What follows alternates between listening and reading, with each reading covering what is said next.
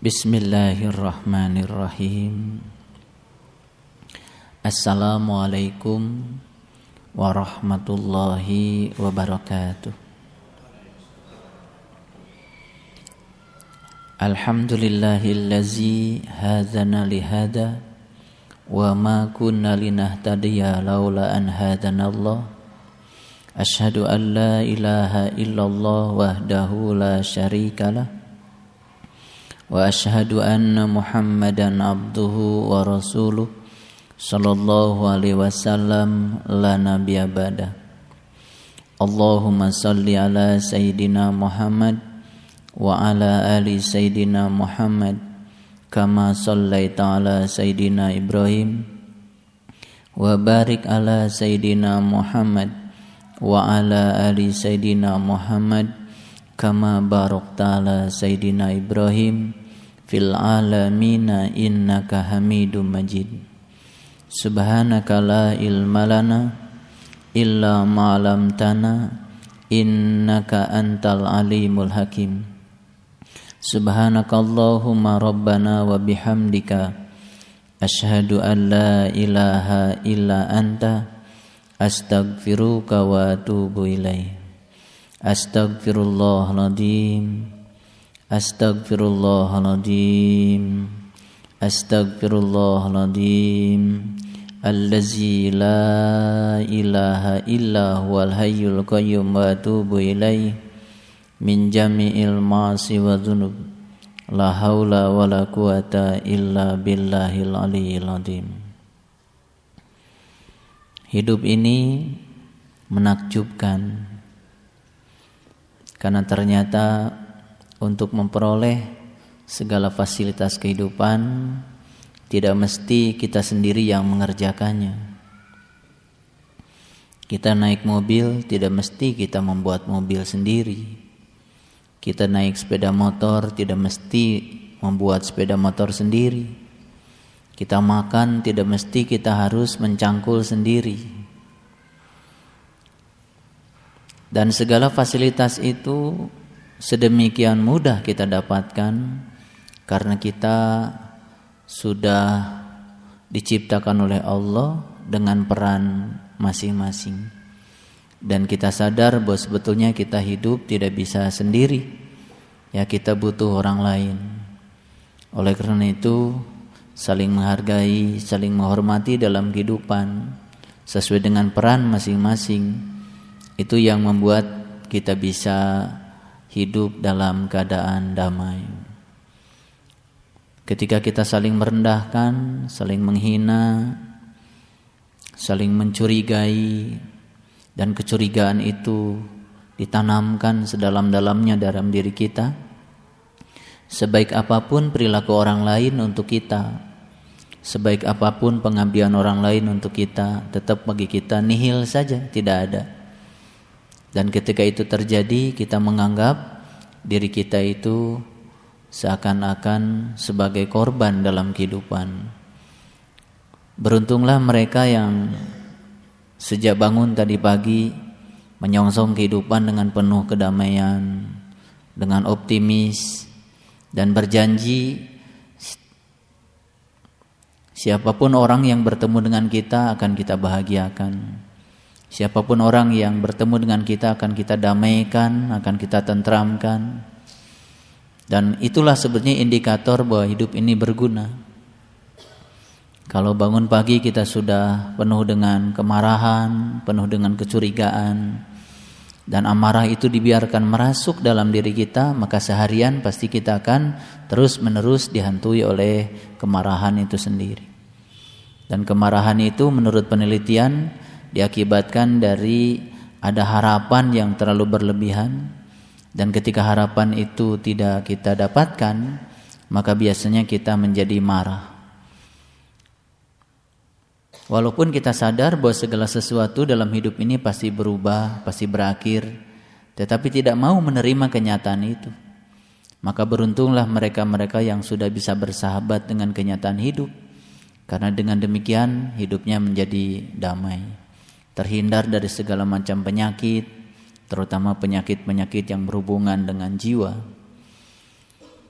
Oleh karena itu, mari kita terus berupaya untuk menguatkan mental kita agar kita memiliki kesehatan mental, kesehatan jiwa untuk menghadapi kehidupan ini. Karena ternyata kesehatan jiwa merupakan modal utama dibandingkan kesehatan tubuh untuk mengarungi kehidupan ini dengan segala permasalahannya. Kita meminta kekuatan dan kesabaran kepada Allah. Semoga Allah selalu mengajari kita untuk selalu menjadi diri sendiri yang bisa bahagia tanpa harus bisa mengatur orang lain, karena bahagia sebetulnya bergantung pada tanggung jawab kita sendiri. Kita mohon pada Allah semoga hari-hari kita menjadi hari-hari yang terus membuat kita menjadi bijaksana dalam kehidupan ini. Hari-hari yang membuat kita bisa meredam amarah kita, bisa meredam semua unsur-unsur negatif yang ada dalam diri kita. Mari kita rundukkan kepala kita kepada Allah, karena kita tidak bisa memiliki kekuatan kecuali kalau kekuatan itu diberikan oleh Allah. La haula wala quwata illa billah. Mari kita puji Dia dengan sepenuh hati kita, dengan kesadaran kita bahwa sesungguhnya semua kita ini sebetulnya tidak ada. Semua kita ini sebetulnya tidak ada, karena Allah yang mengadakan untuk tujuan Dia, bukan untuk kita. Ya Allah, ya Rabbal Alamin, di pagi yang penuh berkah ini, kiranya Engkau memberikan kekuatan, kesabaran kepada kami untuk bisa menerima dan bersahabat dengan semua kenyataan hidup dalam kehidupan kami. Kami senantiasa bisa menjadi orang-orang yang bersyukur padamu, bersyukur atas segala pemberian-Mu. Demikian berlimpahnya karunia-Mu yang telah Engkau berikan kepada kami. Maafkan jika kami sampai sejauh ini belum bisa menjadi hamba-hamba-Mu yang pandai bersyukur, karena di dalam diri kami masih penuh harapan-harapan yang imajiner yang belum tercapai, dan sementara kami terus berpegang kepada itu semua, lalu kami lupa dengan kenyataan yang telah Engkau berikan kepada kami. Di tempat yang penuh berkah ini, dalam keheningan, dalam kedamaian, dalam ketulusan kami, dalam kejernihan jiwa kami menyampaikan puji syukur padamu ya Rabb dengan membaca hamdalah. Alhamdulillahi Rabbil Alamin. Salawat dan salam mari kita sanjungkan keharibaan baginda Rasulullah Sallallahu Alaihi Wasallam. Kita sampaikan juga salawat ini kepada para nabi, para rasul, dan semua orang-orang suci sebelumnya, ahli-ahli bait yang terus-menerus secara istiqomah mengikuti jejak dan langkahnya orang-orang yang telah sampai kepada Allah. Allahumma salli ala sayyidina Muhammad wa ala ali sayyidina Muhammad.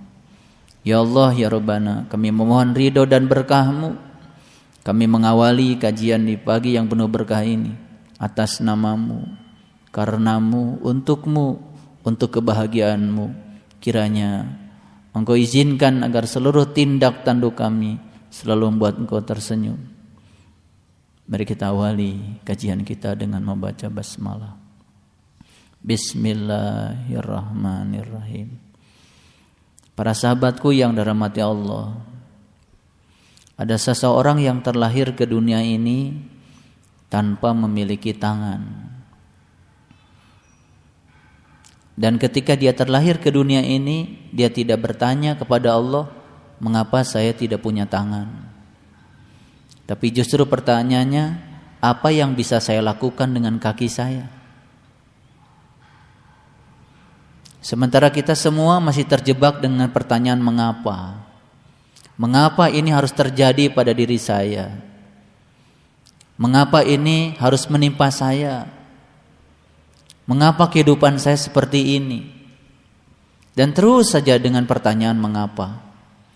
Dan ternyata pertanyaan mengapa itu tidak akan bisa menghasilkan jawaban apa-apa. Pertanyaan mengapa itu tidak akan pernah memberikan pertanyaan apa-apa, kecuali akan membuat seseorang menjadi tambah gila, tambah stres dalam kehidupannya. Mengapa saya harus gagal? Mengapa saya tidak memiliki rumah? Mengapa saya tidak memiliki pekerjaan? Berbeda dengan orang yang pertanyaannya sudah diubah menjadi apa? Apa yang harus saya lakukan supaya saya punya rumah? Mengapa saya harus begini dan begitu? Terus saja dengan pertanyaan mengapa, tidak akan pernah selesai. Ternyata pertanyaan mengapa hanya berfokus pada masalah, tapi pertanyaan apa itu yang akan mendorong kita berfokus pada solusi. Apa yang bisa saya lakukan agar saya bisa berbagi dengan orang lain? Daripadanya mengapa saya tidak punya uang? Mengapa saya sulit sekali mencari pekerjaan? Daripada terus menerus dengan pertanyaan mengapa, lebih baik lakukan dengan pertanyaan apa. Apa yang bisa saya lakukan untuk membahagiakan orang? Daripada mengapa saya tidak punya fasilitas untuk membahagiakan orang. Orang yang terlahir ke dunia tidak punya tangan, kalau dia terus-menerus berfokus pada mengapa saya tidak punya tangan, maka dia akan melihat seakan-akan Tuhan tidak adil. Tapi begitu dia berfokus, apa yang saya bisa lakukan dengan kaki? Ternyata kakinya bisa menggoreng telur, dan dia bisa makan dengan sumpit. Dan ternyata begitu terampil kakinya, dan ternyata dengan kakinya dia bisa hidup melampaui orang-orang yang punya tangannya, melampaui orang-orang yang hidupnya tidak berguna, padahal dia sudah memiliki fasilitas segalanya. Sahabat-sahabatku yang dirahmati Allah, hari ini saya akan meneruskan episode Al-A'raf. Apa sebetulnya Al-A'raf itu? Al-A'raf itu tempat yang terhormat sebetulnya. Al-A'raf itu tempat yang tinggi. Dan kita akan membaca beberapa ayat supaya kita mendapatkan pemahaman tentang itu. Perlu kita sadari, sejak kita lahir, kita sekolah. Dan di sekolah kita belajar matematika, belajar sains, belajar berhitung, belajar sejarah, menghafalkan tempat-tempat indah di dunia, sungai terpanjang, sungai terlebar, belajar tentang sel, belajar tentang berbagai macam penyakit, belajar tentang astronomi, dan banyak yang sudah kita pelajari. Dan satu yang tidak pernah kita pelajari di sekolah, yaitu tentang kebahagiaan. Dan sampai hari ini kita tidak pernah belajar tentang kebahagiaan. Betul? Itu yang tidak kita pelajari. Padahal semua orang menginginkan hidup bahagia, tetapi ternyata tidak ada pelajarannya. Mungkin kalau di sekolah ada pelajaran bagaimana menjadi orang bahagia, mungkin anak-anak tidak mau belajar pelajaran yang lain, akan mengambil pelajaran menjadi bahagia saja. Dan ternyata pelajaran itu tidak ada pelajarannya sampai sekarang. Betul? Itu yang luar biasa. Padahal semua orang ingin bahagia. Lalu kita menjadi tidak aneh kalau ternyata orang yang paling pintar sekalipun belum tentu bahagia. Orang yang paling sukses sekalipun secara akademis belum tentu bahagia. Orang yang paling berbakat sehingga bakatnya bisa mengaruk banyak uang karena suaranya bagus, aktingnya bagus, lukisannya bagus, ternyata belum tentu juga bahagia. Lalu sebetulnya bahagia itu apa sebetulnya? Dan apa yang menyebabkan ada orang bahagia dan menyebabkan ada orang yang tidak bahagia? Sejak dari kecil kita disuruh dan diajari oleh kehidupan dan berbagai macam peristiwa untuk apa? Untuk membangun yang disebut dengan filosofi. Kalau filosofi akademis dibangunnya lewat sekolah. Tapi kalau filosofi pribadi dibangunnya lewat pengalaman-pengalaman pribadi. Dan ternyata filosofi pribadi itulah yang bisa melayani kita, melayani masalah kita dalam sehari-hari untuk menentukan kita baik atau buruk. Kalau ada orang punya filosofi pribadi seperti ini, semua yang terjadi pasti ada alasannya itu terjadi. Itu filosofi pribadi. Sehingga tidak menganggap semua yang terjadi kebetulan, karena ada alasan untuk itu terjadi. Di balik rahmat pasti ada amanat. Ketika dia mendapatkan rahmat, tidak semena-mena, karena di belakangnya pasti ada amanat. Kita sering mengatakan, ya, hati manusia tidak ada yang bisa diselami. Ya sudah, kalau kita tidak bisa menyelami hati manusia, jangan berupaya untuk sok tahu pada apa yang dipikirkan oleh orang lain. Itu kan filosofi pribadi. Nah, filosofi pribadi ini ada dua. Ada filosofi pribadi yang melayani seseorang menjadi tambah baik, ada filosofi pribadi yang melayani seseorang menjadi tambah buruk saat dia berhadapan dengan masalah. Ada orang berhadapan dengan masalah, dia sudah punya filosofi pribadi di sini. Filosofi pribadi yang melayani dia ternyata membuat dia tambah buruk. Ada orang yang punya masalah, sama masalahnya, dia punya filosofi pribadi. Filosofi pribadi yang melayani dia menjadikan dia tambah baik. Itu sebetulnya yang membuat seseorang itu bahagia atau tidak bahagia. Jadi bahagia tidak bisa dibangun oleh filosofi akademis. Karena pengetahuan yang kita peroleh di sekolah ternyata belum cukup untuk membuat kita bahagia. Sahabat-sahabatku yang dirahmati Allah, mari kita lihat Quran surat Al-A'raf ayat 44. Ini sebetulnya sudah kita bahas di kajian sebelumnya, cuman ini sebagai landasan awal untuk melanjutkan kajian kita yang selanjutnya. Dan penghuni-penghuni surga berseru kepada penghuni-penghuni neraka. Apa yang dikatakan? Sesungguhnya kami dengan sebenarnya telah memperoleh apa yang Tuhan kami menjanjikannya kepada kami. Ini obrolan penghuni surga. Maka apakah kamu telah memperoleh dengan sebenarnya apa yang Tuhan kamu menjanjikannya kepadamu? Sebelum saya lanjutkan, saya akan berikan gambaran dulu. Menurut ayat ini, penghuni surga dan penghuni neraka berada dalam satu tempat. Jadi kalau kita selama ini memiliki pemahaman surga dan neraka dua tempat yang berbeda, barangkali sangat bertentangan dengan ayat ini. Penghuni surga dan penghuni neraka itu tinggal dalam satu tempat. Paham maksud saya? Ya. Karena ternyata kalau tidak tinggal dalam satu tempat, tidak mungkin terjadi dialog antara penghuni surga dan penghuni neraka. Terjadi dialog, berarti dia tinggal dalam satu tempat. Yang kedua, sebetulnya penghuni surga itu siapa? Mohon maaf kalau saya menyebut ya Allah. Mohon maaf kalau saya menyebut selain Allah. Penghuni surga ini Tuhannya adalah Allah. Dan penghuni neraka ini pasti Tuhannya selainnya Allah. Penghuni surga mendapatkan apa yang dijanjikan Allah, dan penghuni neraka mendapatkan apa yang dijanjikan oleh Tuhan-Tuhan dia, yaitu Tuhan-Tuhan yang selain Allah. Saya sudah menyampaikan di tempat ini bahwa kitab suci itu pada hakikatnya adalah berisi tentang cara-cara untuk berdamai dengan diri sendiri. Kitab suci itu di dalamnya berisi cara-cara untuk agar kita terampil bersahabat dengan kenyataan hidup. Gitu. Makanya dari awal sampai akhir, ya kalau kita baca kitab suci, salah satunya Al-Quran, di dalamnya itu berisi tentang cara-cara kita untuk bersahabat dengan kenyataan hidup.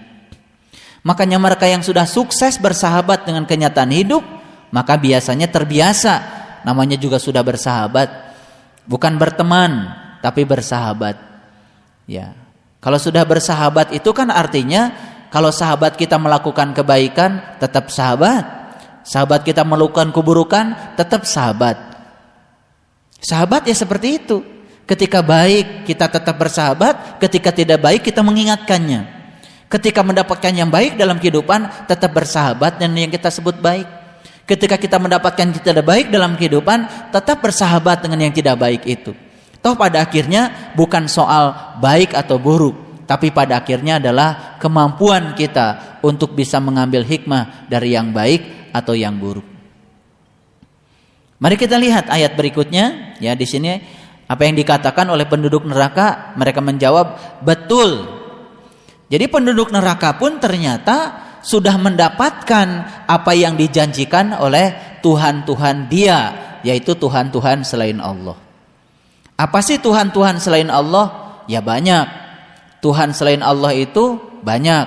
Contohnya adalah keinginan-keinginan. Betul nggak? Itu kan Tuhan selain Allah. Silahkan kita bertuhan pada keinginan-keinginan kita. Maka ketika keinginan itu tidak bisa kita capai, harapan kita melampaui ya yang seharusnya diinginkan oleh Allah, maka pasti ya keinginan-keinginan yang tidak tercapai itu akan mengakibatkan kita menjadi kecewa, dan yang dijanjikan pasti datang secara otomatis. Paham maksud saya? Oke, sampai sini kita sudah membicarakannya, dan kita akan lanjutan dari ayat ini. Nah, kemudian di ayat selanjutnya, kemudian seorang penyeru mengumumkan di antara kedua golongan itu, kutukan Allah ditimpakan kepada orang-orang yang zalim. Nah, siapa orang yang zalim? Lihat di ayat yang ke-45, yaitu orang-orang yang menghalang-halangi manusia dari jalan Allah dan menginginkan agar jalan Allah itu bengkok, dan mereka kafir kepada kehidupan akhirat. Baik, menurut ayat ini orang zalim itu ada 3. 1, menghalangi manusia dari jalan Allah. Yang kedua, ya, suka menginginkan agar jalan itu bengkok. Yang ketiga, menjadi tertutup pada kehidupan yang abadi. Nah, siapa orang zalim itu? Nah, saya ingin mengajak kita semua untuk berfokus pada diri kita sendiri.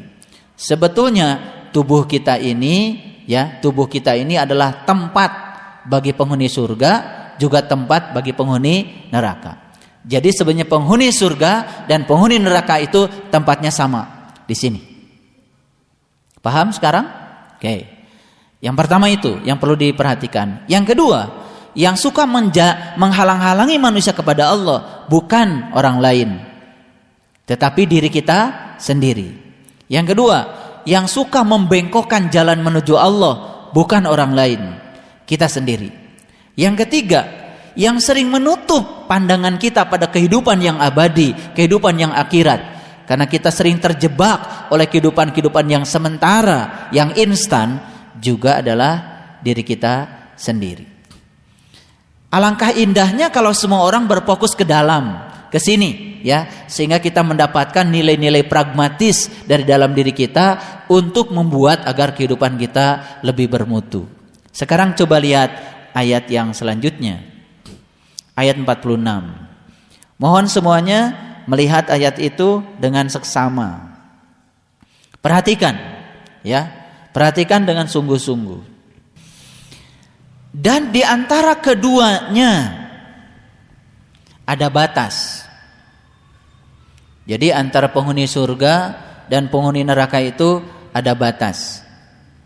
Dan di atas, ya, di sini kan dikatakan ya'rifuna kullun bisimahum, ya. Dan di antara keduanya ada batas. Dan di atas A'raf itu ada orang yang mengenal masing-masing dari dua golongan itu dengan tanda-tanda mereka. Nah, menurut ayat ini yang bisa mengenali siapa golongan penghuni surga, siapa golongan penghuni neraka itu adalah orang yang di atas. Di Al-A'raf. Makanya saya pernah menjelaskan di salah satu surat di Al-Quran kan ada kata-kata wahadainahu najdain, aku telah menunjukkan 2 jalan kepadamu. Lalu Allah mengatakan, tidakkah kamu mencoba jalan mendaki? Betul? Tidakkah kamu mencoba jalan mendaki? Kalau mendaki kemana? Pasti ke atas. Nah, orang yang mendaki ke atas inilah orang yang termasuk kelompok Al-A'raf. Dan kelompok Al-A'raf inilah yang bisa membedakan mana golongan penghuni surga, mana golongan penghuni neraka. Jadi untuk bisa membedakannya kita harus naik ke atas. Ya, untuk naik ke atas. Karena begitu kita naik ke atas di alam keheningan, kita tidak terjebak lagi oleh baik buruk, senang dan tidak senang. Karena di situ sudah netral. Nah, yang sudah ada di atas inilah yang bisa melihat mana penghuni surga, mana penghuni neraka. Teruskan dulu ayat ini supaya kajiannya lebih dalam. Dan di atas Al-A'raf itu ada orang-orang yang mengenal masing-masing dari dua golongan itu tanda-tanda mereka. Oke, sekarang saya mau tanya dulu sama kita semuanya. Apakah hari ini kita sudah bisa mengenali yang mana penghuni surga, yang mana penghuni neraka? Sudah bisa? Saya sudah bilang tadi, jangan melihat orang lain. Berarti sebetulnya saat kita sedang di kesadaran tertinggi, saat kita di puncak kesadaran, saat itulah sebetulnya kita bisa melihat kita ini kapan sebagai penghuni surga, kita ini kapan sebagai penghuni neraka. Paham? Ini nih, perhatikan. Jangan sampai kita kemudian keluar dari masjid ini mengelompokkan. Lagi apa ibu? Oh, saya sedang mencari penghuni surga. Saya sedang mencari penghuni neraka. Enggak, ayat Quran tidak mengajarkan begitu. Ya. Kita disuruh naik ke atas untuk melihat kapan kita sebagai penghuni surga, kapan kita sebagai penghuni neraka. Itu hanya bisa kelihatan saat kita sedang berada di atas. Berarti kan tugas kita sekarang ini adalah terus-menerus berada di atas agar kita bisa tahu kapan kita menjadi penghuni surga, kapan kita bisa menjadi penghuni neraka. Sebelum saya lanjutkan kajian ini, coba sekarang saya beri waktu untuk merenung. Gak usah nanti, sekarang aja. Ya, sekarang ya. Kita melihat dari atas. Sekarang ini, gak usah masa lalu, gak usah yang akan datang. Sekarang ini kita sedang di mana? Di surga? Alhamdulillah. Nah, kalau sekarang kita sudah di surga, berarti kita sudah punya filosofi pribadi yang bisa melayani kita saat ini, sehingga ketika kita bertanya pada diri kita tentang masalah kita saat ini, pertanyaannya ya, jawabannya dari dalam diri kita pasti baik.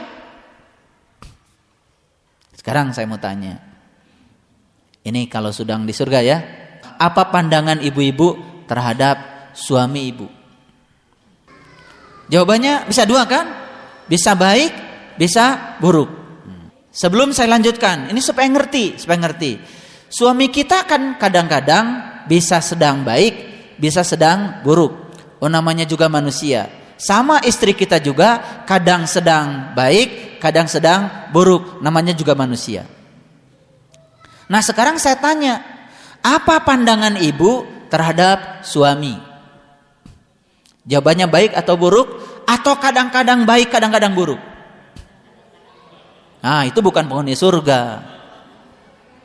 Berarti salah ngakunya. Suaminya mau baik, suaminya mau buruk, tetap saja bagi dia baik. Karena sudah punya filosofi pribadi. Filosofi pribadi yang melayani. Kalau gitu apa filosofi pribadinya? Filosofi pribadi itu adalah suatu prinsip, sikap yang tetap di dalam diri kita. Pengennya sih suami saya baik, tapi ketika suami saya sedang kurang baik, saya juga tetap akan menerima. Filosofi pribadi bukan itu. Filosofi pribadi bukan itu. Itu filosofi pribadi. Nah, beda yang filosofi pribadinya pokoknya suami saya harus baik. Filosofi pribadi bukan. Nah, pokoknya kalau suami saya ya berbuat tidak sesuai dengan keinginan saya akan maki-maki dia. Ketika suaminya melakukan itu, maki-maki nggak dia? Maki-maki. Itu bukan penghuni surga. Dia hanya bisa menerima baik kalau suaminya baik, dan dia tidak bisa menerima baik kalau suaminya tidak baik. Itu bukan penghuni surga. Sama sebaliknya juga untuk laki-laki. Istrinya mau baik, istrinya mau tidak baik, tetap saja sikapnya baik. Itu penghuni surga. Karena filosofi pribadi yang melayani masalah dia itu sudah baik. Jadi sebetulnya persoalan kita yang suka mengombang-ambing kita ke surga dan ke neraka itu adalah filosofi pribadi kita sendiri. Jadi kalau sekarang saya periksa, apakah filosofi pribadi kita semuanya sudah baik? Kenyataannya dikasih pertanyaan yang tadi saja, jawabannya sudah kelihatan, ternyata belum baik. Ada orang yang punya filosofi pribadi, pokoknya yang saya mau harus tercapai. Padahal belum tentu yang dia ingin bakal tercapai, karena kehidupan tidak selalu sesuai dengan keinginan dia. Kalau dia pegang teguh filosofi pribadi itu, surga apa neraka? Surga apa neraka? Neraka. Kenapa? Karena ketika dia mendapatkan yang dia ingin, dia akan tenang sesaat. Tapi ketika mendapatkan yang tidak dia ingin, langsung dia tidak tenang. Kalau dia masih pindah-pindah antara tenang dan tidak tenang, itu belum surga. Ngerti nggak ini? Ini supaya jelas, semuanya supaya jelas. Jadi kan sebetulnya penghuni surga ya di situ, penghuni neraka di situ juga, dialognya juga di situ, betul nggak? Nah, tetapi ada penghuni lain, yaitu penghuni al-a'raf, yang suka naik di kesadarannya dia. Nah, ketika dia naik di kesadarannya dia bisa melihat kapan dia di surga, kapan dia di neraka, dan dia pun bisa memberikan suatu kesimpulan bagaimana caranya supaya saya tetap di surga. Itu sebabnya hidup itu yang paling enak sebetulnya ada alternatif. Pengennya sih begini, tapi kalau tidak begini nggak apa-apa. Gitu nggak? Kalau yang sudah pakai itu, apapun yang terjadi kan sudah siap. Nah, rumusnya apa? Daripada kita menggunakan kata harus, lebih baik kita menyiapkan diri untuk yang tidak harus. Itu rumusnya, silakan dicatat. Daripada kita menggunakan kata harus, lebih baik menyiapkan diri seandainya yang kita haruskan tidak terjadi. Ini kan soal kualitas diri, ini soal kualitas hidup. Itu sebabnya saya punya pandangan, bisa enggak kita dalam hidup ini memiliki suatu prinsip, dengan siapapun saya bertemu, saya akan memberikan tambahan kedamaian dan kebahagiaan pada dia, sekalipun dia tidak seperti yang kita ingin. Bisa enggak? Filosofi pribadi bukan? Filosofi pribadi. Kalau begitu dengan siapa? Ya dengan siapa saja. Bertemu dengan anak, sekalipun anak kita saat bertemu dengan kita sedang menjengkelkan kita ingin memberikan tambahan kebahagiaan pada dia. Kita berpisah dengan suami, nanti kalau saya ketemu dengan suami, saya akan berikan tambahan kebahagiaan, walaupun mungkin suami tidak memberikan seperti yang kita ingin. Betul nggak? Ayo. Ada filosofi pribadi begini. Pokoknya suami saya kalau sampai lupa hari ulang tahun saya, sudah pakai pokoknya. Harus bukan itu? Harus. Beda dengan filosofi pribadinya, saya sih inginnya suami saya ingat hari ulang tahun saya. Tetapi kalau dia lupa karena kesibukannya, saya berbaik sangka saja, gitu. Tapi orang yang pokoknya kalau dia keduluan orang lain mengucapkan selamat ulang tahun pada saya, saya akan hukum dia. Seperti Tuhan saja. Seperti orang lain itu kebebasannya ya ada di dalam dia. Dikiranya suami istri itu berhak untuk mengekang kebebasan pasangannya. Justru harusnya kalau sudah suami istri yang baik, saling memberikan penghargaan dan penghormatan untuk tidak saling mengekang. Menurut saya itu kan sudah neraka juga. Ngerti maksud saya? Iya. Masing-masing punya hobi yang senang, yang menyenangkan, biarkan saja, nggak usah dikekang. Kalau sudah jadi pasangan saya, hobi kamu tolong ditinggalkan ya. Selama hobi itu menghibur dia dan tidak ada ruginya untuk kita, mengapa tidak? Misalkan hobinya membaca, nanti jangan baca lagi ya. Karena kalau kamu membaca saya merasa dicuekin gitu kan. Kan sudah negatif itu. Filosofi pribadinya sudah negatif.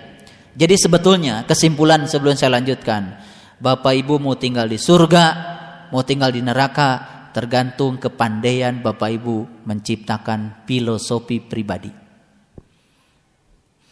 Apakah filosofi pribadinya melayani membuat kita tambah baik, atau filosofi pribadinya melayani juga tetapi membuat kita tambah buruk untuk masalah yang sama. Itu sebetulnya. Saya bicara di tataran nyata dalam kehidupan daripada terus-menerus kita bicara agama di tataran teori dan filosofis. Ada orang yang punya filosofi pribadi, nanti kalau saya sudah tua pasti saya bahagia. Filosofi pribadi bukan? Iya. Bisa jadi itu. Sehingga di saat muda dia tidak pernah merasa bahagia karena nunggu tua. Ada seorang peneliti namanya Ronald Inglehart. Dia melakukan survei tahun 90 di 16 negara, sampelnya 170.000 orang. Yang diteliti itu manusia dari usia 15 tahun sampai usianya 75 tahun. Pertanyaan penelitiannya sederhana. Apakah Anda puas dengan kehidupan Anda? Itu pertanyaan penelitiannya. Kemudian dibagi-bagi. Umur 15 sampai 24 tahun, ternyata yang mengatakan puas dengan kehidupannya itu 81%. Umur 25 sampai 34 tahun yang menyatakan puas dengan kehidupannya itu 80%. Umur 35 sampai 44 tahun yang menyatakan puas dengan kehidupannya sama 80%. Umur 45 sampai 54 tahun yang menyatakan puas turun hanya 79%. Umur 55 sampai 64 tahun yang menyatakan puas 79%. Nah, ternyata di atas 65 tahun naik lagi, yang menyatakan puas dengan kehidupan naik lagi jadi 81%. Jadi dari sini kalau dilihat statistiknya ya, yang pertengahan itu umur 45 sampai 55 dan 55 sampai 64 itu ternyata menyatakan puas dengan kehidupan hanya 79%. Jadi cuma bedanya 1%-an. 81, 80, 79 dan naik lagi 81. Nah, ternyata wajar ya kalau anak-anak muda yang usianya 15 sampai 24 menyatakan puasnya 81%. Dan ternyata 81% dicapai lagi oleh orang-orang yang sudah lewat 65 tahun. Nah, yang agak-agak rawan itu antara umur 45 sampai 64 tahun. Ternyata di situ menurun. Yang menyatakan puas dengan kehidupan itu cuma 79%. Barangkali bisa dilihat dari kenyataan hidup. Yang usia muda tadi barangkali belum banyak masalah. Di usia 45 sampai 65 barangkali itu sedang sibuk-sibuknya. Betul enggak? Anak sudah mulai besar. Betul enggak? Harus dinikahkan dan lain sebagainya. Yang lewat 65 itu barangkali sudah pensiun dari ngurus anak, kecuali yang ketitipan cucu. Ya, makanya jawabannya naik lagi menjadi puas itu 81%. Tapi kesimpulan penelitian ini akhirnya begini. Ternyata rentang usia tidak menentukan seseorang bahagia atau tidak bahagia. Karena bahagia akhirnya urusan sikap. Berarti bahagia itu urusan sikap. Bisa jadi orang umur 15 sampai 24 tahun sudah bahagia karena dia sudah punya sikap positif terhadap dirinya, sudah punya filosofi pribadi. Oke, teruskan dulu ya ayat yang berikutnya. Ya. Jadi untuk tahu ya kapan kita di surga, kapan kita di neraka, kita harus naik ke atas. Harus menjadi penduduk Al-A'raf. Pertanyaannya sekarang, berapa banyak orang yang sudah menyadari ini? Berapa banyak orang yang sudah menyadari ayat ini? Betul nggak? Berapa banyak? Sekarang saya mau tanya, Bapak Ibu mendengar informasi tentang Al-A'raf ayat 46 kapan? Baru sekarang kan? Betul nggak? Jadi selama ini pantas ya kalau kita itu tidak bisa membedakan mana penduduk surga, mana penduduk neraka, dan tidak tertarik untuk menjadi penduduk surga. Bahkan tidak sadar kalau kita di penduduk neraka karena kita tidak punya tempat untuk melihat. Tapi setelah kita sekarang berada di tempat ini, barangkali kita menyatakan bodoh ya dari dulu. Kenapa saya membiarkan diri saya tinggal di neraka? Mungkin sekarang bisa mengatakan begitu. Betul nggak? Kenapa saya tidak dari dulu membangun filosofi pribadi? Baik, kalau gitu saya kasih tahu. Sebetulnya ngaji, baca buku, belajar kebijaksanaan dari orang-orang yang sudah bijaksana, bertemu dengan orang-orang yang kelihatannya sudah bahagia. Kan baru kelihatan kan? Semoga benar-benar bahagia setelah berdiskusi dengan dia. Mengalami berbagai macam peristiwa yang menyakitkan, yang menyenangkan. Dalam rangka apa itu semua? Dalam rangka membangun filosofi pribadi. Betul nggak? Nah, ternyata filosofi pribadi sangat berhubungan erat dengan kesehatan jiwa. Sangat erat hubungannya dengan kesehatan mental. Sekarang saya mau tanya, Bapak Ibu sehat nggak tubuhnya sekarang? Sehat ya. Apa yang menyebabkan Bapak Ibu sehat tubuhnya? Makan yang sehat, pasti ya, betul? Setelah itu melakukan kegiatan-kegiatan yang sehat, betul? Jalan pagi, olahraga, betul nggak? Fitness, kan itu. Jadi oleh karena itu bisa diambil kesimpulan, tubuh yang sehat tidak bisa dengan sendirinya. Karena sehat itu harus dibangun dan harus direkayasa. Setuju? Sekarang jiwa. Mental yang sehat, jiwa yang sehat tidak mungkin tumbuh secara alami begitu saja. Harus ada latihannya untuk membuat agar mental kita menjadi sehat, agar jiwa kita menjadi sehat. Pertanyaan berikutnya, apakah membangun kesehatan jiwa dan mental kita semangat kita membangun kesehatan dan kekuatan tubuh fisik kita? Sudah ya? Sudah sekarang, alhamdulillah. Jadi kalau hari ini kita punya waktu yang adil untuk membangun kesehatan fisik dengan membangun kesehatan jiwa, berarti sudah paripurna itu. Sudah proporsional ya. Nah, sekarang saya tanya, bagaimana cara membangun kekuatan mental? Ayo. Cara membangun kekuatan mental adalah Belajar untuk menguatkan diri, mengendalikan diri saat kita berhadapan dengan masalah. Berarti kalau begitu, bagaimana seseorang bisa kuat mentalnya kalau tidak ada masalah? Berarti semua masalah yang terjadi adalah untuk membangun kesehatan mental. Ada nggak Pak orang yang punya masalah mentalnya tambah tidak sehat? Ada? Ada. Dan akan terus menerus punya masalah sampai dia sadar bahwa sebenarnya masalah untuk menyehatkan mental. Jadi kenapa masalah yang sama berulang-ulang terjadi pada diri saya misalkan? Jawabannya sederhana. Karena yang lalu tidak membuat mentalmu menjadi tambah sehat. Jadi akan terus menerus diulang sampai kita sadar bahwa masalah untuk menyehatkan mental. Sehingga timbul di sini filosofi pribadi yang bisa menentamkan dari pengalaman-pengalaman hidup yang kita lalui. Baik, ayat 47.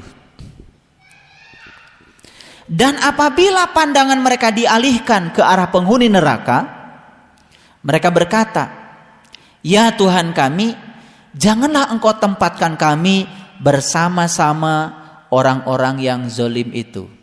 Ini orang yang sedang di Al-A'raf. Tadi kan dia lihat penghuni surga. Nah, orang yang sedang di Al-A'raf ini sedang lihat penghuni neraka. Dari penglihatan pada penghuni neraka, kenapa dia tiba-tiba meminta kepada Tuhan, "Rabbana la taj'al ma'al qaumidz zalimin." Ya Tuhan kami, janganlah Engkau tempatkan kami bersama-sama dengan orang-orang yang zalim itu. Kenapa dia mengatakan itu? Apa jawabannya? Karena si orang yang sedang di tempat yang tinggi ini melihat akibat-akibat yang sedang dialami oleh para penghuni neraka. Sedang merasakan rasa-rasa yang dirasakan oleh penghuni neraka. Bukan sekedar melihat, tapi sedang merasakan. Ayo, ginilah sekarang. Sok Bapak Ibu sekarang marah-marah. Dari pagi sejak bangun tidur terus aja marah-marah. Bete sampai sore. Sorenya apa? Apa untungnya? Menurut penelitian, lebih baik jadi orang yang tidak berguna daripada jadi orang yang marah-marah. Ternyata orang marah-marah dengan orang yang tidak berguna itu lebih mulia orang yang tidak berguna, tetapi tidak marah-marah. Ini yang jadi masalah, sudah tidak berguna, marah-marah lagi.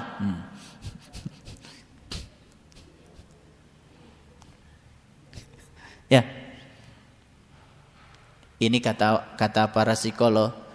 Kalau dibandingkan orang yang marah-marah dengan orang yang tidak berguna, itu masih muliaan orang yang tidak berguna.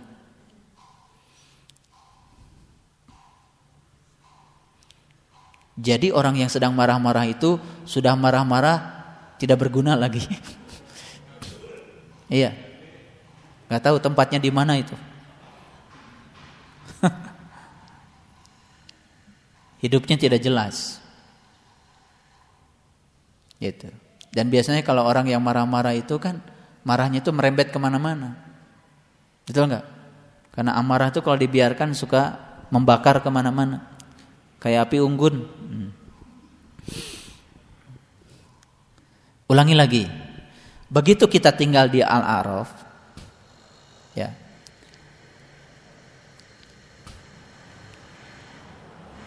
orang-orang yang hidupnya bahagia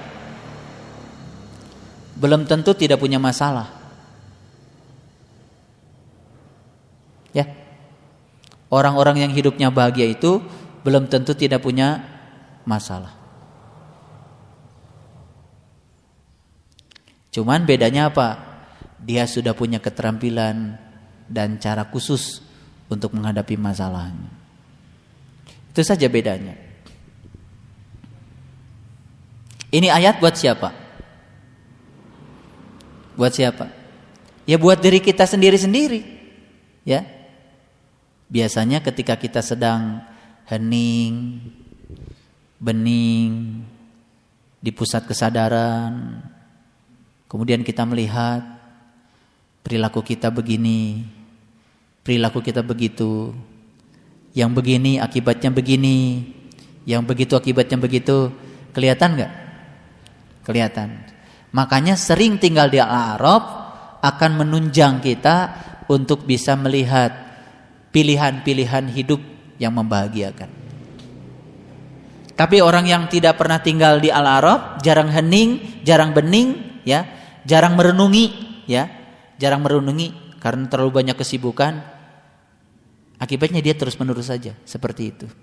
Tidak sadar ketika di neraka, tidak bahagia juga ketika dia sedang di surga. Asik ya ayat ini.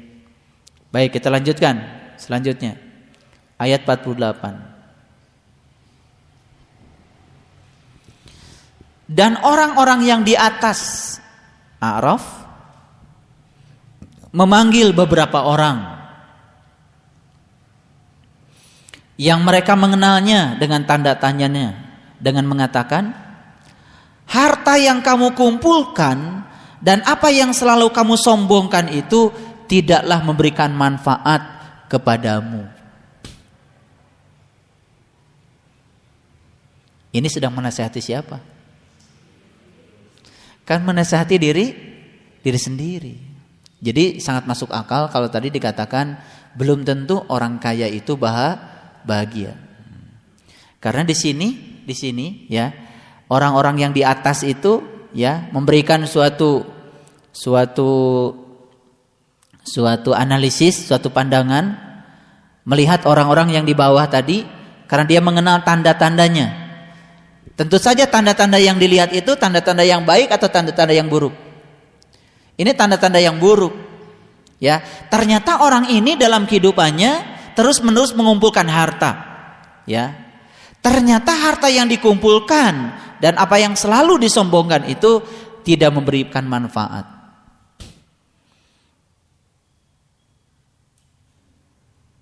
Luar biasa.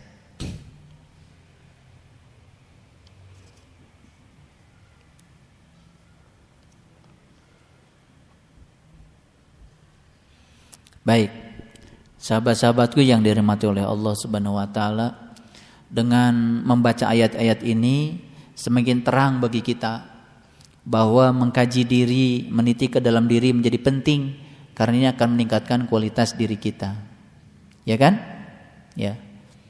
Ini informasi yang sangat penting dan luar biasa. Kita lihat ayat yang berikutnya.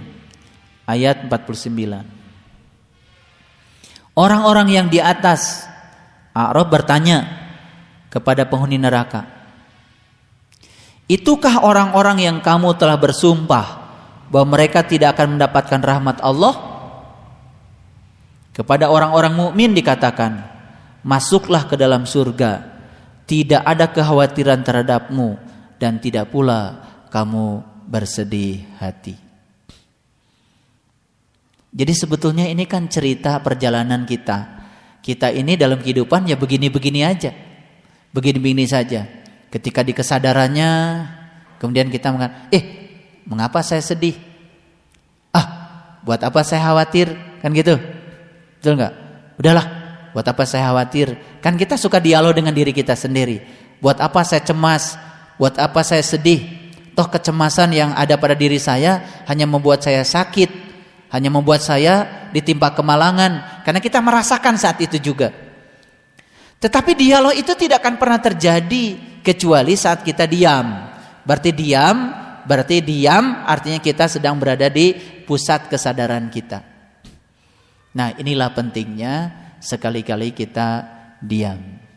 Jadi ilmu yang Bapak Ibu amalkan ketika bangun malam, diam ya. Setelah itu kemudian kita melakukan aktivitas meniti ke dalam diri. Ternyata dari sinilah sebetulnya dialog-dialog tentang kebijaksanaan itu bisa lahir. Karena kita kan bisa memotret. Ketika nanti malam kita bangun malam, kan kita bisa memotret. Hari ini saya melakukan apa? Malam-malam mungkin kita bisa sadar, kok kenapa ya hari ini saya melakukan tindakan yang bodoh? Karena saya mengizinkan diri saya sedih. Saya mengizinkan diri saya tersakiti. Betul nggak? Suka nggak ada renungan-renungan seperti itu?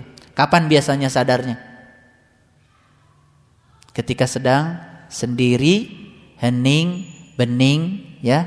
Di situ kita bisa jujur pada diri kita sendiri. Ayat ini Bapak Ibu tidak akan bisa dipahami kecuali oleh orang-orang yang sudah bisa tinggal di tempat yang tinggi. Tidak akan pernah bisa disadari. Jadi saya percaya orang-orang yang bisa melahirkan kebijaksanaan dalam hidup ini karena mereka itu sudah dalam, ya, sudah dalam di dalam kehidupannya sehingga mereka bisa tinggal di tempat-tempat yang luhur. Makanya sering-seringlah kita tinggal di tempat itu, dari situ kita akan merasakan, melihat. Jadi kan pantas kalau Allah mengatakan di Quran, bacalah kitabmu, cukuplah itu sebagai juru hisabmu. Dan kita sering kan membaca kitab, ya, membaca diri kita sendiri. Kenapa saya begitu ya? Kenapa saya begini ya? Sebetulnya kita sendiri sadar dengan yang kita lakukan, dan kita sendiri, ya, yang memiliki motivasi untuk melakukan suatu perubahan pada diri kita sendiri tanpa orang lain. Dan perubahan yang dipaksa oleh orang lain itu tidak baik. Perubahan yang bagus itu dari dalam diri kita sendiri. Paham? Ya, subhanallah. Bapak Ibu yang dirahmati Allah Subhanahu wa taala, tadi saya mengajukan suatu perubahan dari mengapa menjadi apa. Ternyata dua pertanyaan penting ini luar biasa. Sekarang coba praktekkan sama ibu bapak. Bikin pertanyaan dengan kata-kata mengapa. Pasti tidak ada jawabannya. Coba, mengapa saya sekarang sakit-sakitan? Apa jawabannya? Betul nggak? Jawabannya ada. Jawabannya membuat kita tambah sakit. Betul nggak? Beda dengan pertanyaan, apa yang harus saya lakukan supaya saya tidak sakit-sakitan? Beda nggak? Beda sedikit atau beda banget? Bedanya luar biasa. Mengapa saya sulit sekali mendapatkan tambahan penghasilan? Apa jawabannya? Ada jawaban nggak? Nggak ada jawaban. Tapi begitu kita ubah pertanyaannya, apa yang harus saya lakukan supaya saya mendapat tambahan penghasilan? Betul? Ayo kembangkan lagi pertanyaan mengapa tadi. Yang sedang Bapak Ibu rasakan sekarang, silakan. Ada yang mau ngasih contoh pertanyaan mengapa?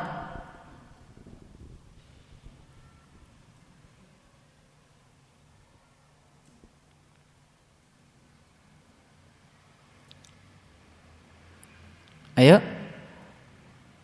Mengapa kolesterol saya tinggi? Apa jawabannya? Nggak ada jawaban.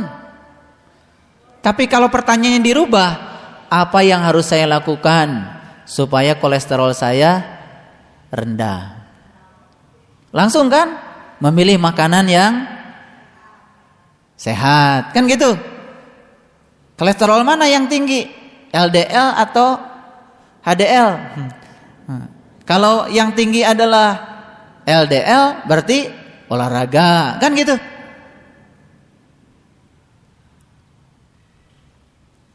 Apalagi? Ayo semua kita punya, silakan.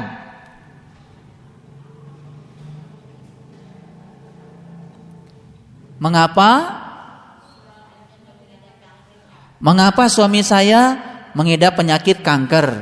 Gak ada jawaban.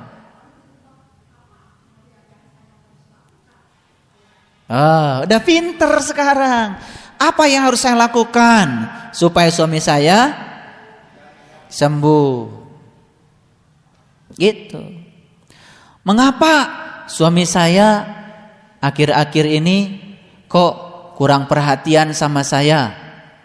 Ada jawaban? Gak ada. Tapi kalau apa yang harus saya lakukan supaya suami saya memperhatikan? Karena gini, kalau pertanyaan mengapa itu biasanya keluar, betul nggak? Kalau pertanyaan apa, itu adalah tindakan yang harus kita lakukan. Mana yang paling gampang? Mengubah diri atau mengubah dunia?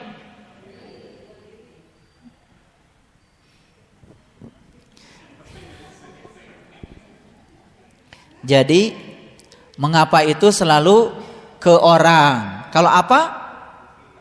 Ke diri. Betul nggak? Iya. Mengapa suami saya tidak mau pulang ke rumah? Ada jawaban? Nggak ada. Karena itu ditujukan kepada orang. Beda kalau apa yang harus saya lakukan supaya suami saya betah di rumah. Cok, rubah pertanyaannya. Jadi sekarang ibu bapak sudah dapat ilmu yang tinggi hari ini dari saya. Begitu bapak ibu ada masalah, jawab pertanyaannya apa? Tadi sudah luar biasa, bunda sudah mengerti. Ayo sebelah sini, apa pertanyaannya? Mengapa jualan saya gak laku? Gak ada jawaban. Apa yang harus saya lakukan supaya jualan saya laku? Betul nggak? Ya. Apalagi? Silakan.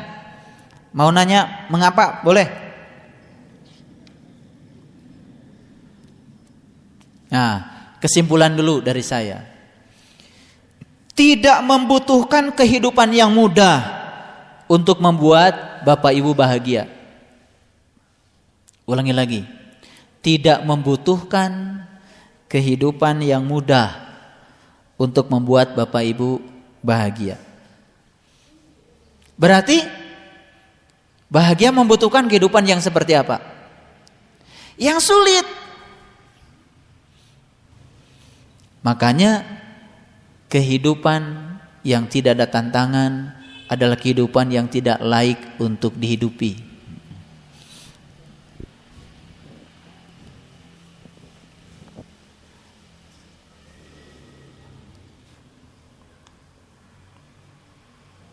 Oke, Bapak Ibu, kalau Bapak Ibu pergian keluar kota, naik mobil umum, suka kecewa nggak? Kapan kecewanya? Aduh, kok pesawat delay? Kecewa nggak? Nah, dari mana munculnya kecewa itu? Ya? Karena kita punya harapan. Kita sudah punya harapan. Pokoknya saya tidak boleh telat. Betul nggak? Pesawat tidak boleh delay. Betul nggak? Kan yang enak pakai ilmu yang tadi. Kalau berangkat tepat waktu, alhamdulillah. Kalau harus delay untuk keselamatan saya, alhamdulillah. Beda kan? Ada nggak pernah lihat orang di airport marah-marah karena delaynya lama? Ada nggak? Memangnya marah-marah menyelesaikan masalah? Betul nggak? Iya. Kan daripada mengapa pesawat delay, ada jawaban? Nggak ada. Tapi apa yang harus saya lakukan supaya di selang waktu menunggu pesawat ini saya tidak bete? Baca buku. Betul nggak? Kan enak, semuanya bermanfaat kok. Ini kan soal mengelola kehidupan. Nih saya kasih tahu. Ilmu kita ini biasanya gini. Teman harus mendukung saya. Orang harus menghargai saya. Pesawat harus tiba tepat waktu. Setiap orang harus jujur pada saya. Suka begitu nggak? Ayo, bikin sebanyak-banyaknya yang begitu. Bapak Ibu sedang menciptakan neraka untuk diri sendiri. Anak saya harus nurut sama saya. Kelihatan baik? Kelihatannya baik bagi orang yang tidak bijaksana. Bagi orang yang bijaksana itu sebetulnya sudah suatu pemerkosaan. Iya. Jadi kesimpulan dari pembicaraan saya, sebetulnya harapan-harapan kita itu yang membuat kita sering kecewa dalam kehidupan.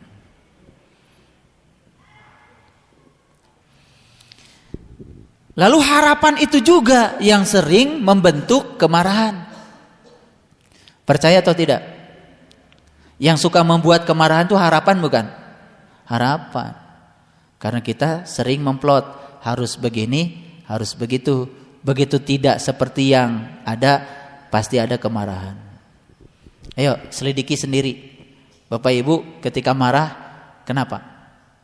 Kan sebetulnya berbuntut dari harapan. Karena harapannya terlalu dipatok, tidak ada alternatif. Betul nggak? Itu. Makanya Bapak Ibu, saya ingin kasih tahu. Ciri orang marah itu ada 2. Ayo catat. Atau sudah tahu?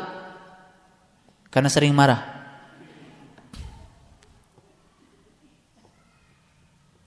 Ciri orang marah itu ada 2. 1, dia merasa lebih penting dibandingkan orang lain.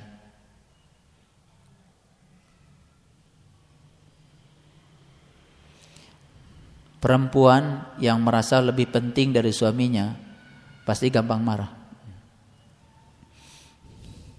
Suami yang merasa lebih penting dari istrinya pasti gampang marah. Pejabat yang merasa dirinya lebih penting dari rakyat, ketika telat datang ke acara, marah. Sebetulnya ciri ini harusnya bukan saya yang ngasih tahu. Kan sudah biasa marah, harusnya cirinya juga udah tahu. Ulangi lagi. Ya, ciri kemarahan apa? Ciri orang marah apa? Ya, 1, karena dia merasa lebih penting dibandingkan orang lain. Ayo, ketika Bapak Ibu selalu menempatkan diri sebagai orang yang lebih penting dari orang lain, pasti akan marah. Apalagi ketika mengatakan tanpa saya, merasa lebih penting. Yang kedua, yang ini cari sendiri. Silakan kalau bisa mengemukakan ciri orang marah yang kedua. Ayo, kan udah biasa marah, masa nggak tahu cirinya?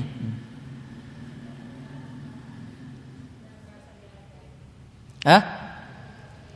Oh, itu masih kelompok yang pertama. Karena merasa lebih penting. Karena merasa lebih penting selalu ingin dihargai. Ketika dihargai marah. Itu masuk kelompok yang pertama. Ayo, ciri yang kedua apa? Ah, pura-pura aja, padahal sudah tahu sebetulnya. Ya, yang kedua, merasa dirinya yang paling benar.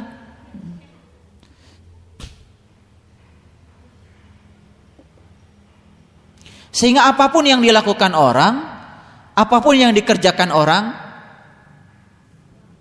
selalu salah bagi dia. Itu yang menyebabkan dia marah. Sebaik apapun, kalau orang marah itu tertutup kan penglihatannya, seperti gajah. Badannya gede, matanya sipit. Bahkan ketika orang lain mengumumkan pendapat pun, bagi dia tidak ada pendapat lain kecuali pendapat dia yang paling benar. Pokoknya semua tuh salah. Itu. Kenapa orang tua sering marah pada anaknya? Karena merasa orang tua tuh paling duluan lahir ke sini. Betul nggak? Merasa yang paling banyak ilmunya, paling tinggi sekolahnya. Betul nggak? Merasa yang paling benar. Anaknya pacaran sama pasangan yang dicintainya. Orang tuanya marah. Kenapa? Karena merasa orang tuanya yang paling benar. Karena orang tuanya udah punya pilihan. Jodoh kamu tuh sebetulnya sudah ada di kantong saya. Ayo tunjukkan sama saya, kembangkan. Yang pertama merasa paling penting, yang kedua merasa paling benar. Kalau kita dalam hidup selalu merasa paling penting, paling benar, pasti akan mudah marah. Gini, mohon maaf. Setiap orang kan punya masa lalu. Misalkan kita punya bawahan. Si bawahannya itu sudah berubah menjadi orang baik. Dia tuh sebetulnya sudah tahu kalau dia itu sudah menjadi orang baik, jujur apa adanya. Tapi karena dia selalu mengingat-ingat bawahannya pernah melakukan kesalahan di masa lalu, bagi dia gak ada kebaikan bawahannya. Kenapa? Karena dia merasa paling benar. Semua orang lain itu salah. Jadi kesimpulannya, orang yang selalu merasa dirinya paling benar, secara tidak langsung sebetulnya sedang menganggap semua orang lain salah. Ini saya cerita yang enteng-enteng aja. Betul nggak kira-kira? Iya. Jadi kalau begitu tambahkan lagi, ya. Menurut Al-A'raf tadi, tanda-tanda ahli neraka itu kan kelihatan. Sekarang tambahkan oleh Bapak Ibu. Jadi ahli neraka itu cirinya apa? Tambahkan yang dua barusan. Kan yang suka marah-marah, itu marah-marah di surga apa di neraka? Di neraka. Jadi ciri ahli neraka itu dua. Tambahannya, yang pertama merasa dirinya paling penting. Yang kedua merasa dirinya paling benar. Silahkan kalau tidak percaya sama saya, buktikan sendiri. Nah, kita lihat ayat berikutnya. Ayat 50. Dan penghuni neraka menyeru penghuni surga. Nih penghuni neraka nih udah mulai sadar. Limpahkanlah kepada kami sedikit air atau makanan yang telah diizinkan Allah kepadamu. Ini penghuni neraka sudah mulai tawadu. Sudah mulai jujur. Ternyata dia perlu siapa? Perlu penghuni surga. Jadi apa yang dimiliki oleh si penghuni surga itu ternyata dia menginginkannya. Karena sudah terbukti sekarang, betul nggak? Ini nih tolong perhatikan. Mungkin nggak penghuni neraka menginginkan apa yang dimiliki oleh penghuni surga kalau dia belum melihatnya? Mungkin? Gak mungkin. Karena si penghuni neraka itu melihat si penghuni surga hidupnya baik-baik saja. Karena dia melihat hidupnya baik-baik saja, hidupnya damai-damai saja. Nah si penghuni neraka itu dengan kejujurannya pada dirinya sendiri ingin sebetulnya mendapati apa yang didapat oleh penghuni surga. Paham maksud saya? Kan tidak mungkin tiba-tiba menginginkan sesuatu yang tidak dilihatnya. Betul nggak? Jadi kalau gitu penghuni surga dengan penghuni neraka saling melihat nggak? Saling melihat. Teruskan dulu ya. Limpahkanlah kepada kami sedikit air atau makanan yang telah diizinkan Allah kepadamu. Dia perlu air dan makanan. Mereka penghuni surga menjawab, sesungguhnya Allah telah mengharamkan keduanya itu atas orang-orang yang tertutup. Jadi air dan makanan itu walaupun diingini oleh si penghuni neraka tidak dapat. Artinya penghuni neraka mendapatkan apa yang dijanjikan oleh Tuhan-Tuhan yang menyebabkan dia masuk ke dalam neraka. Penghuni surga mendapatkan yang dijanjikan oleh Tuhan yang menyebabkan dia tinggal dalam surga. Itu yang dimaksud di ayat ini, antara penghuni surga dan penghuni neraka ada batas. Jadi kesimpulannya tidak mungkin tiba-tiba ya ketika kita melakukan keburukan mendapatkan kedamaian. Ngerti maksud saya? Itu maksudnya.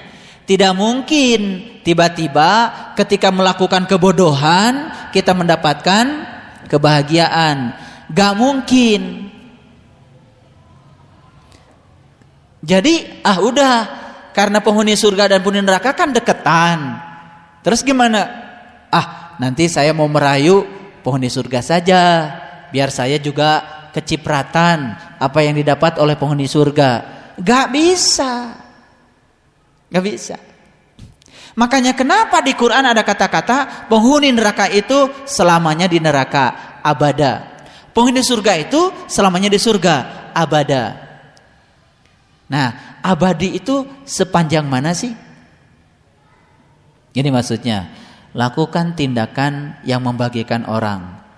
Pasti buahnya kebahagiaan bagi diri kita sendiri. Itu yang disebut dengan abadi. Kebahagiaan akan meneruskan kebahagiaan.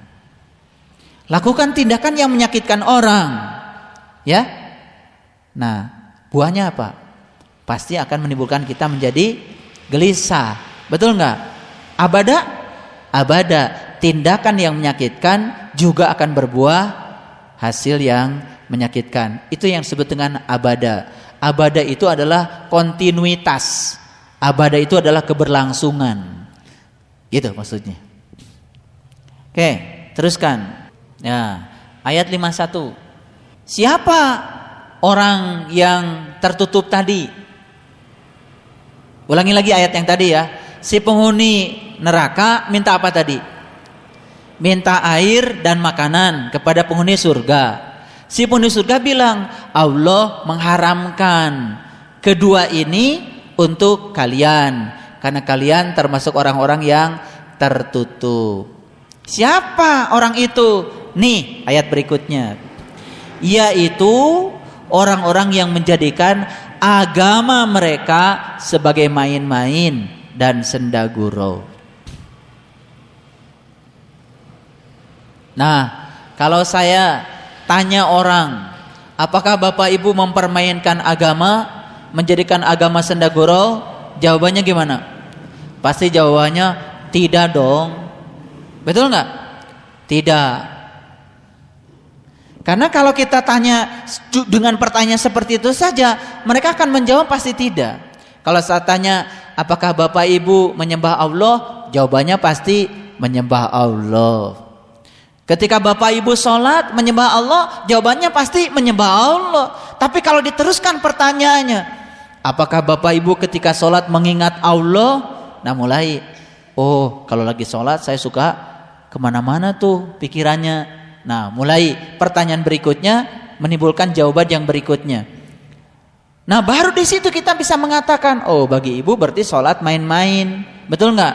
Karena apa? Karena yang diingat bukan Allah, yang diingat selain Allah. Kan itu senda gurau, itu main-main. Nah, agama yang dibicarakan di sini agama. Orang-orang yang menjadikan agama sebagai main-main dan senda gurau. Sekarang saya mau tanya, Bapak Ibu ngumpul di sini untuk apa sekarang? Kan satu tujuannya, ingin belajar sungguh-sungguh supaya kita tidak termasuk kelompok orang yang beragama tapi main-main dengan agamanya. Bertuhan tapi main-main dengan Tuhannya. Percaya adanya akhirat tapi main-main dengan akhiratnya. Betul enggak? Percaya Quran sebagai pedoman hidup tapi main-main dengan Qurannya. Main-main. Main-main itu apa artinya? Gak serius. Ya, kalau gitu saya tanya, sejak kapan serius belajar agama? Sejak tidak main-main lagi ya. Syahadatnya cuma syahadat-syahadatan, bersaksi tapi tidak menyaksikan. Sholatnya jadi solatan. Zakatnya pun zakat-zakatan, karena zakat cuman puas ketika memberi makan orang lain. Padahal zakat itu kan membersihkan jiwa, bukan sekedar membersihkan harta. Tapi semua orang hanya paham yang namanya zakat membersihkan harta. Harta nggak bisa dibersihkan kok. Sebetulnya melepaskan harta, intisarinya melepaskan kemelekatan pada harta. Yang dibersihkan kan sebenarnya jiwa. Puasa cuman menahan lapar dari pagi sampai sore, betul nggak? Tapi tidak pernah mempuasakan batinnya, jiwanya. Main-main. Haji cuma berkunjung ke rumah Allah yang syariat, tetapi tidak pernah berkunjung ke rumah Allah yang hakikat. Syariatnya dijalankan, hakikatnya tidak dijalankan. Ketika sedang tawaf, main-main. Sa'i, main-main. Sedang tawaf masih foto-foto, selfie.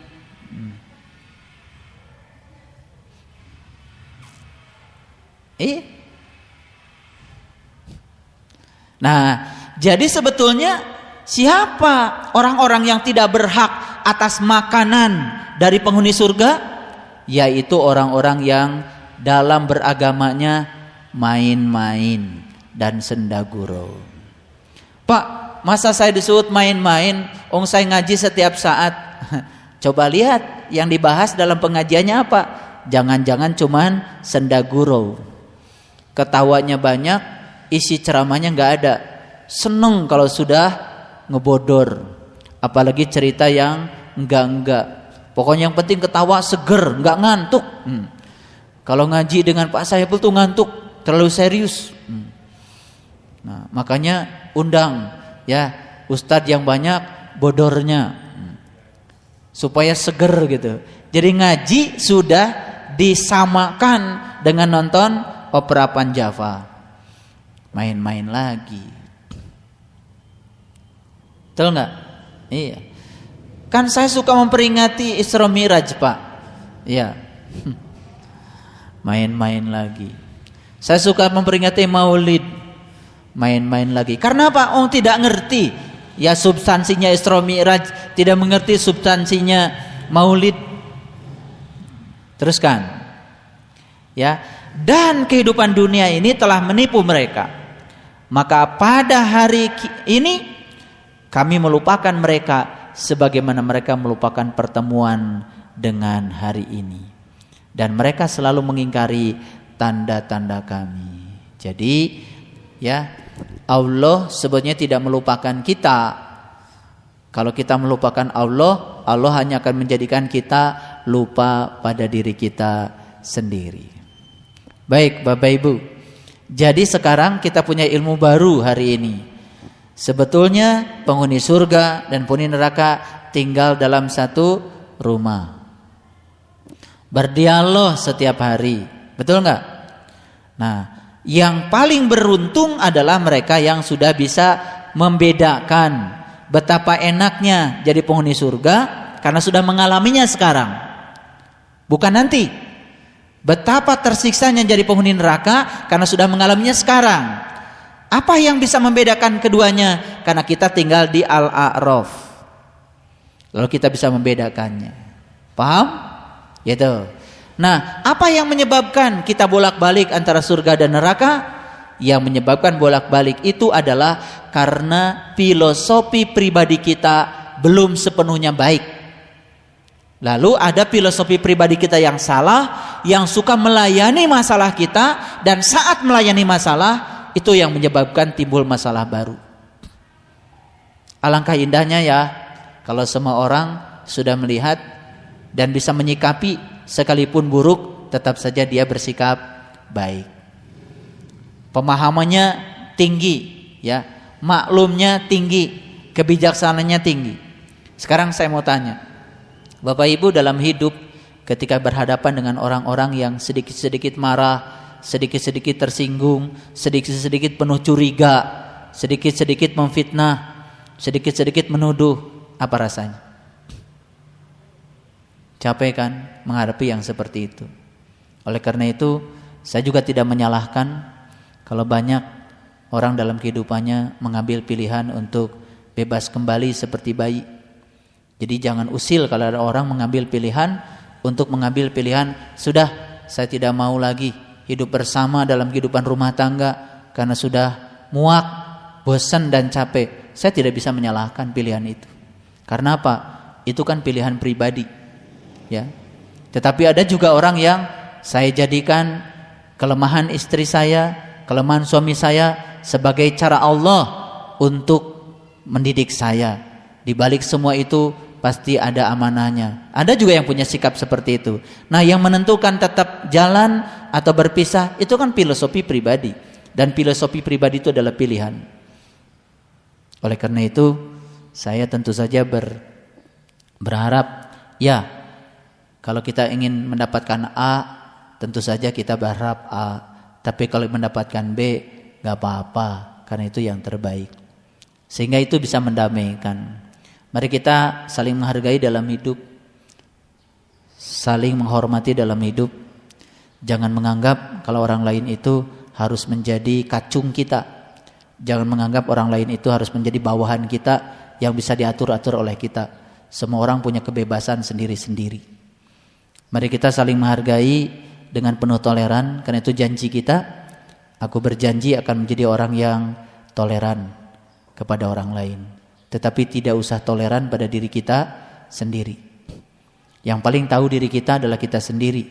Tentu saja karena yang paling tahu orang lain juga orang lain sendiri, kita tidak perlu terlalu jauh ikut campur pada urusan-urusan orang lain supaya kita bisa tetap damai. Yang terakhir dari saya, pikiran akan nyata damainya saat pikiran itu tidak mempercayai apapun. Jadi pikiran kita akan damai, ya, akan damai dan nyata damainya saat pikiran kita tidak mempercayai apapun. Perlu dijelaskan? Oke. Bikin kepercayaan di dalam diri Bapak Ibu. Apa misalnya? Yang sederhana. Ya, pegawai saya itu tidak jujur. Itu kepercayaan kita pada pegawai kita. Betul enggak? Walaupun dia jujur, tetap saja kita tidak damai karena kita sudah percaya kalau dia tidak jujur. Ayo. Itu kepercayaan bukan? Kepercayaan. Boleh? Saya kasih contoh lagi. Ya, sederhana saja. Ya, misalkan semua laki-laki itu tidak baik. Kepercayaan bukan? Kepercayaan. Makanya gak nikah-nikah. Karena bagi dia semua laki-laki tidak baik. Betul enggak? Makanya ketika kita tidak mempercayai apapun, pikiran kita menjadi damai. Jadi ternyata mempercayai sesuatu, apa yang kita percaya itu buruk, ternyata membuat kita tambah buruk. Sekali lagi, pikiran kita akan nyata damainya saat pikiran kita tidak mempercayai apapun. Ayo, ada orang yang ngasih tahu sama kita, ternyata si A itu anu. Kemudian kita percayai. Apa yang terjadi pada ibu bapak? Pasti mulai mikir. Betul enggak? Setelah mikir mencari tahu. Betul enggak? Mencari tahu, mencari mana benar mana salah. Sampai di mana ujungnya? Sampai di mana ujungnya? Sampai kita jadi penghuni neraka ujungnya. Tapi ketika kita mengistirahat pikiran, tidak mempercayai apapun, ya yang dilakukan orang kan untuk dia. Yang penting saya peduli dengan apa yang dilakukan saya. Tidak mempercayai apapun. Damai enggak? Damai. Bapak Ibu, mohon maaf kalau ada pernyataan-pernyataan yang saya sampaikan hari ini mungkin terlalu menusuk, ya, sehingga kita merasa itu adalah diri kita yang tertusuk. Mari kita yakini bahwa ini adalah kasih sayang Allah untuk kita. Oleh karena itu saya mohon maaf atas segala kesalahan. Terima kasih atas segala perhatian. Semoga kajian-kajian ayat kita di pagi yang penuh berkah ini memberikan tambahan kebijaksanaan buat kita. Terima kasih. Assalamualaikum warahmatullahi wabarakatuh.